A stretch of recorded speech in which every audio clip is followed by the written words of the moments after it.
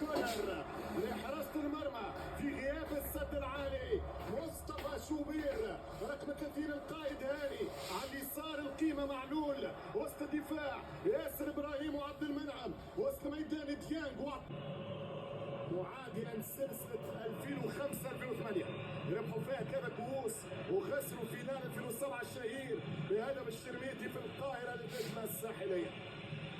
في المقابل حاليا عنده ربح 20 ربح 21 وخسارة 22، فكيف تكون؟ يحاول يطلع البلوك حسب ما فهمت فاندر جروب، لأنه البلجيكي فاهم جدا أنه البقاء الفترة الكل هذه في الدفاع باش تعذب فريق وتعطي الشانس للنادي الاهلي انه يوصل لمرمى المذيع.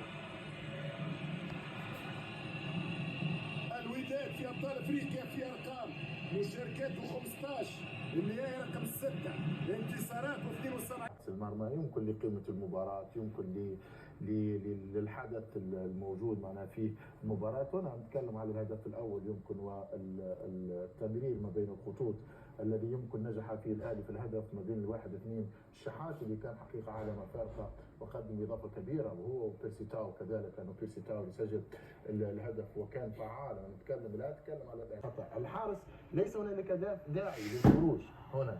مع الخروج اكيد متسبب في هذا الهدف الثاني. على كل حال انا الاهلي يستحق التقدم، وكذلك الوداد عطفا على اداء الشوط الثاني يستحق ان يعود في المباراه، خاصه بعد تسليم تعطيه طله اللي كانت على القائم تصطدم في القائم. كان يحاول الوداد وهدف تغيير الفارق انا اعتبره مستحق.